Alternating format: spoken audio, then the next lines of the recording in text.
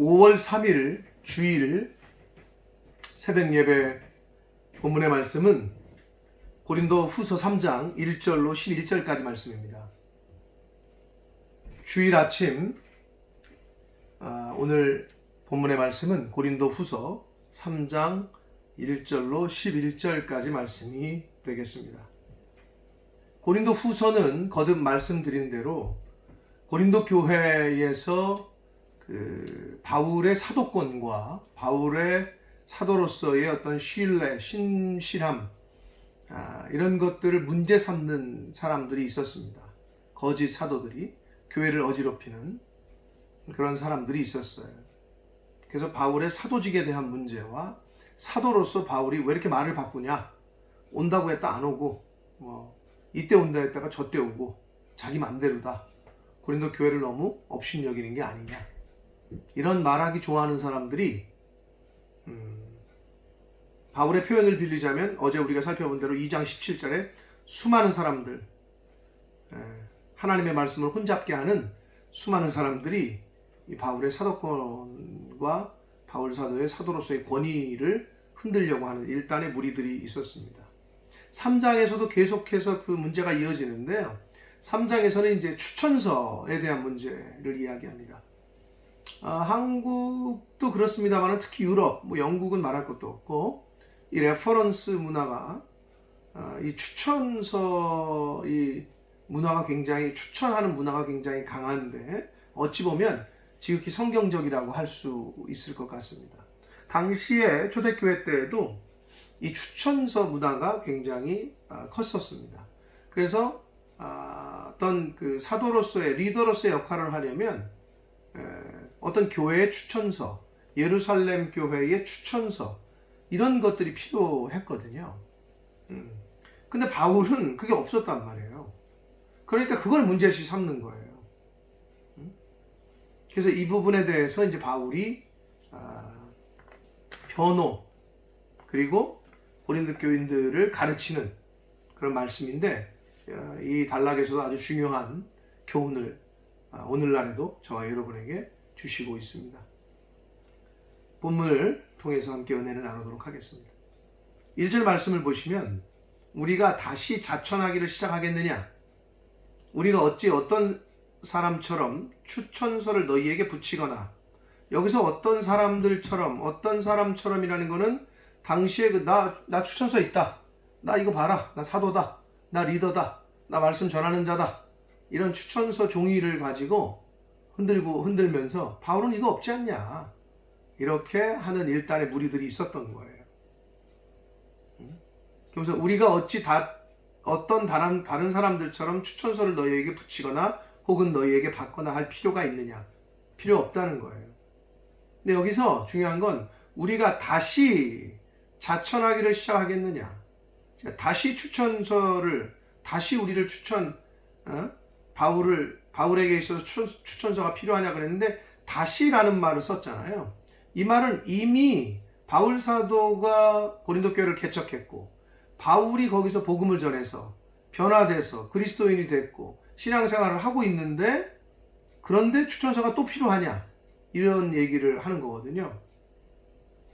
그러면서 바울은 거짓 사도들, 거짓 선지자들이 그 종이 추천서를 가지고 교회를 어지럽히는 거에 대해서 자신은 종이 추천서는 없지만 이제 2절 이하에 고린도 교인들, 너희들이 우리의 편지다, 너희들이 바로 성도, 고린도 교회 성도가 바로 바울의 추천서다, 열매다, 이런 논지를 핍니다.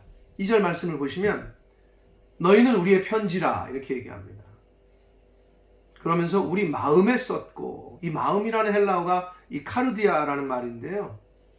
당시에 이 카르디아라는 단어는 헬라 문화권에서 인격의 좌소, 지정의의 좌소, 인격의 좌소. 그래서 이 카르디아라는 이 마음은 인격의 방이라는 의미로 사람들이 이해를 했고, 당시에 그 영도 이 마음이라는 카르디아라는 말과 이렇게 혼합해서 같이 사용하기도 했습니다. 그래서 우리 마음에 썼고 무사람이 알고 읽는 바라 라고 말을 했어요. 참 재미난 비유고 표현인데, 그들은 추천서를 갖고 어디서 써준 추천서를 갖고 얘기하지만 나의 추천서는 바로 너희라는 거예요. 너희가 곧 자신의 추천서라는 거죠. 성도들이. 너가 알고 내가 알고 다른 사람이 다 안다. 지금 그 얘기를 하고 있습니다. 그러면서 3절에 너희는 우리로 말미암아, 바울을 비롯한 바울의 동역자들을 말하죠. 우리로 말미암아 나타난 그리스도의 편지니라고 말합니다. 결국 이 말은 예수 그리스도의 사람으로 하나님의 말씀을 통해서, 복음을 통해서 변화된 그리스도의 편지, 즉 그리스도를 나타내는 사람들이라는 거예요.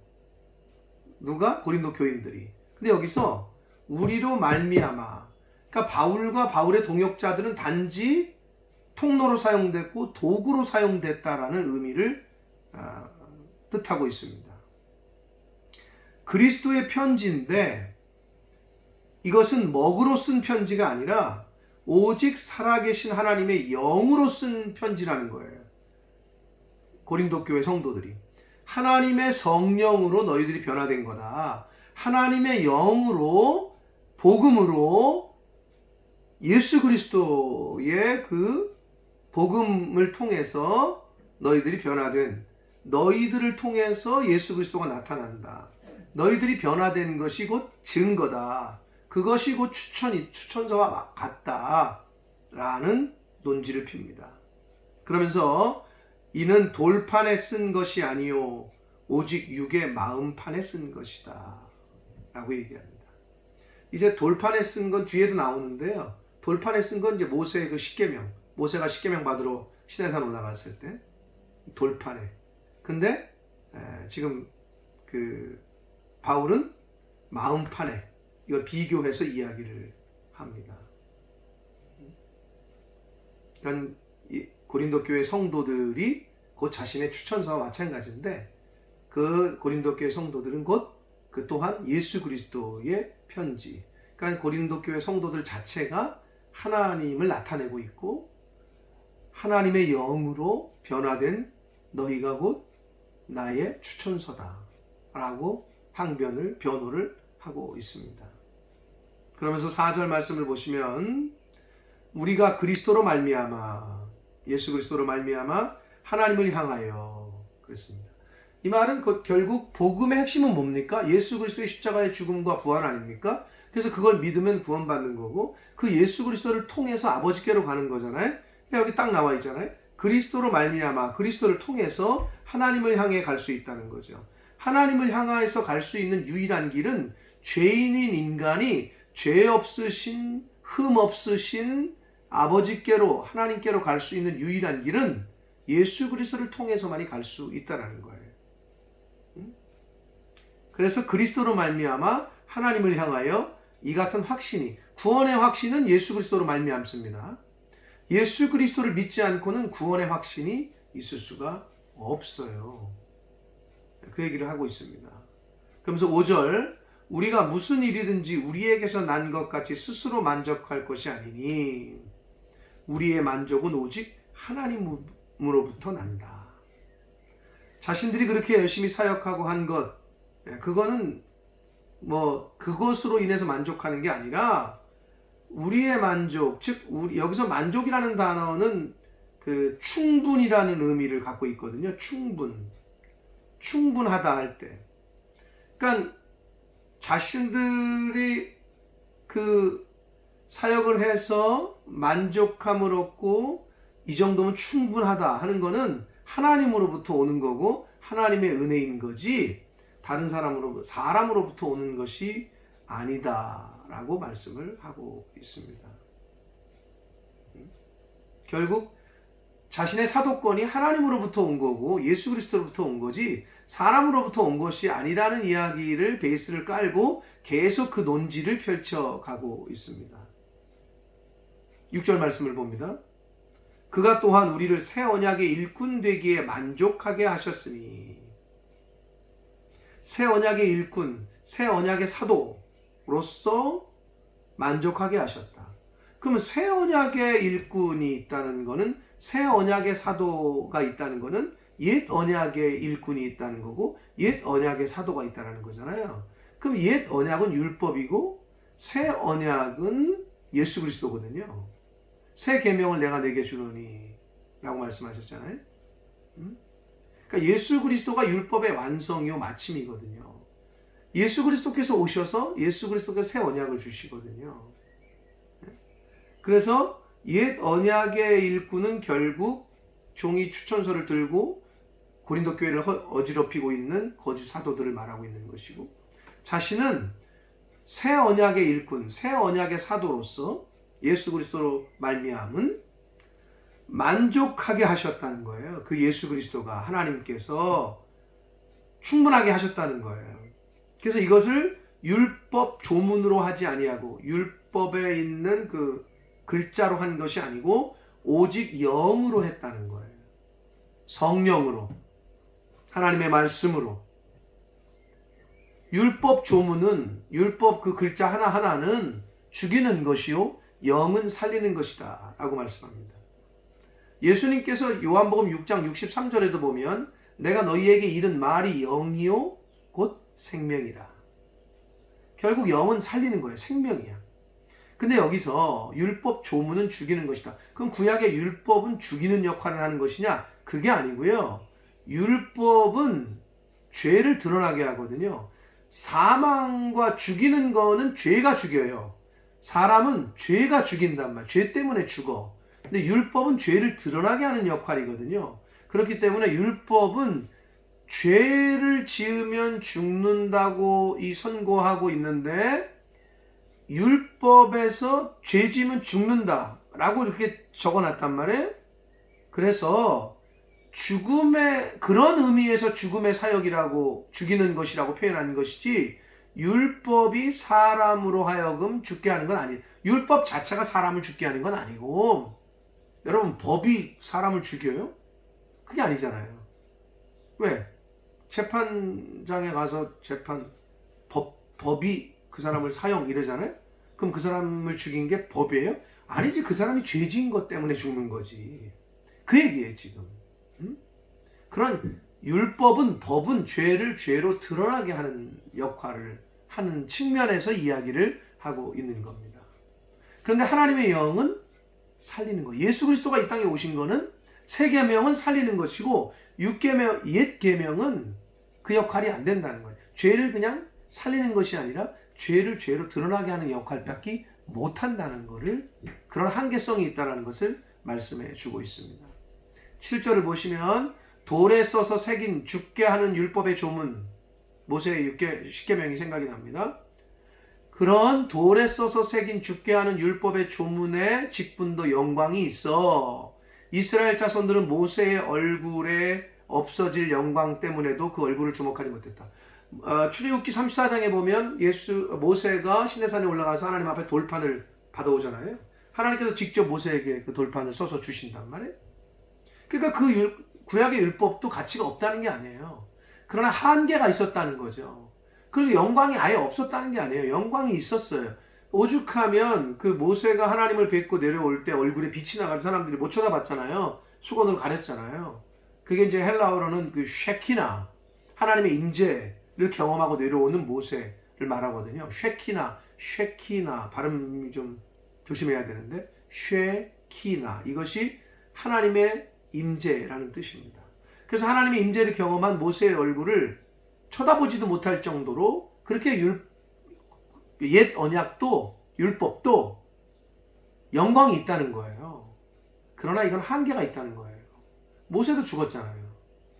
그리고 율법도 한계가 있었어요. 예수님 오시기 전까지만. 하물며 8절 영의 직분은 더욱 영광이 있지 아니하겠느냐. 율법의 조문 돌에 새긴 그것도 영광이 있었는데, 영의 직분, 새 언약의 그 일꾼인 하나님의 영으로 마음판에 새겨준 그 직분은 얼마나 더 영광이 크겠느냐. 이건 영원한 거니까. 이걸 얘기하고 있습니다. 그러면서 9절, 정죄의 직분도 영광이 있은즉. 자, 다시 말씀드려요. 율법은 뭔 역할이라고요? 죄를 죄로 정죄하는 거예요. 죄를 죄로 드러나게 하는 거. 그게 율법이 역할이란 말이에요. 그래서 정죄의 직분, 이게 율법의 기능이고 정죄의 직분이에요. 그것이 영광이 있었는데 의의 직분, 이건 영의 직분이에요. 8절에 나오는 그 영의 직분, 의의 직분은 이퀄 복음. 그리고 복음은 칭의를 가져다 주잖아요. 예수 그리스도를 통해서 예수 그리스도를 믿으면 이제 칭의, 하나님의 자녀로 너는 의롭다 칭해 주겠다. 그게 복음이거든요. 그래서 의의 직분은 영광이 더욱 넘친다는 거예요. 정죄의 직분도 영광이 있었는데 그 율법도. 그러면서 10절, 영광되었던 것이 더 큰 영광으로 말미암아 이에 영광될 것이 없으나. 영광되었던 것이 더 큰 영광. 정죄의 직분도 영광이었어요. 그러나 더 큰 영광은 영의 직분을 말해요. 의의 직분을 말해요. 그래서 이건 어떻게 생각하시면 되냐면, 율법은 예수 그리스도가 오기 전까지였잖아요. 옛 계명엔 새 계명이 선포되면 옛 계명은 사라지잖아요. 태양빛이 떠오르면 아무리 밤에 달이 밝았다고 하더라도 태양이 뜨면 달에 밝은 거는 아무것도 아니잖아요. 아무리 등불이 전기불도 그렇고 등불이 아무리 밝아도 날이 밝으면 등불의 밝음은 무색해진단 말이에요. 옛날에 구약의 율법의 역할이 있었지만 예수 그리스도, 새 언약, 의의 직분, 영의 직분, 이것이 더 가치가 있고 이것이 더 영원하고 크다는 그런 논리를 지금 피고 있습니다. 11절 말씀에 없어질 것도 구약의 율법을 말합니다. 영광으로 말미암았다는 거예요. 영광을 말미암았죠. 하나님이 직접 써줬고 모세도 그때 영광을 입고 내려왔으니까. 근데 길이 있을 것은, 이건 영의 직분을 말하고 의의 직분, 복음을 통한 칭의, 이거는 더욱 영광 가운데 있느니라 라고 말씀하고 있습니다. 결국 이건 뭐냐면, 요 단락에서는 옛 계명과 새 계명을 비유해요. 옛 계명은 돌판에 쓴 거고 새 계명은 마음판에 새기는 거고. 그러니 종이로 쓴 추천서를 갖고 지금 고린도 교회를 떠들고 있고 바울의 사도권을 문제시 삼는 것들보다 바울 자신의 사도권이 더 예수님께로 받은, 하나님께로 위임받은 이것이 더 크다. 이것이 더 중요한 것이다. 라는 논리를 지금 피고 있습니다. 그래서 여러분, 저와 여러분은 바울이 여기 표현한 것처럼 그리스도의 편지입니다. 그래서 저와 여러분 편지를 읽다 보면, 누구한테 온 편지를 읽다 보면 그 사람의 마음을 보게 되잖아요. 알게 되잖아요. 저와 여러분이 이 세상에서 그리스도의 편지로 산다는 것은 저와 여러분의 말과 삶을 통해서 예수 그리스도가 드러난다는 거예요. 근데 말과 행동을 통해서 예수 그리스도가 드러나는 게 아니라 못된 게 드러나고 죄가 드러나고 육적인 것이 드러난다. 그거는 뭔가 앞뒤가 그리스도의 편지가 아닌 거죠. 그러므로 예수 믿는 사람은, 하나님을 알고 말씀을 접하는 저와 여러분은 그리스도의 편지로서의 삶을 살아야 될 줄 믿습니다. 그리고 영혼을 살리는 것은 정죄가 아니라 사랑입니다. 율법은 죄를 정죄하는 역할을 했단 말이에요. 그러나 예수님께서 새 계명을 주신 게 뭐예요? 내가 너에게 새 계명을 주더니 서로 사랑하라. 영혼을, 사람을 살리는 것은 정죄가 아니라 사랑이다. 이걸 명심하셔서 생명 있는 동안에, 하나님께서 우리를 살게 하시는 날 동안에 그리스도의 편지로서의 삶을 살아가는 저와 여러분이 되기를 원하고, 다른 사람들을 정죄하기보다는 용서하고 화합하고 사랑으로 품는 그러한 모습을 보이는 그러한 삶을 사는 저와 여러분이 되기를 예수 그리스도 이름으로 축복합니다. 기도하겠습니다. 살아계신 하나님 아버지, 감사합니다. 생명 주시고 새날 주시고 또 복된 날 주일을 저희들에게 허락하셔서 이 아침에 하나님의 말씀을 전하고 듣게 하시니 주님 감사합니다. 아버지, 바울이 고린도 교인들을 향하여 너희가 곧 그리스도의 편지다, 이 말씀이 성령 하나님께서 오늘날 저와 여러분의 모든 성도들에게 주시는 그러한 말씀인 줄 믿습니다. 그리스도의 편지로서의 그리스도의 향기를 내뿜으며 이 땅을 살아가는, 남은 인생 살아가는 저희들이 되게 하여 주옵소서.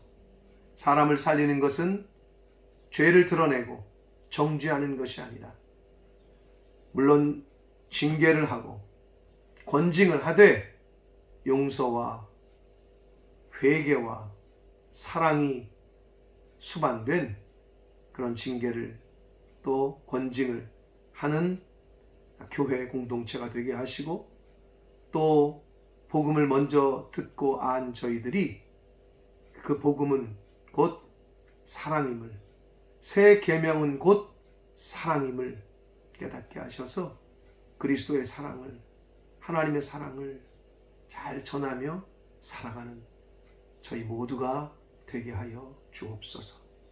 예수 그리스도 이름으로 축복하며 기도 올려옵나이다. 아멘.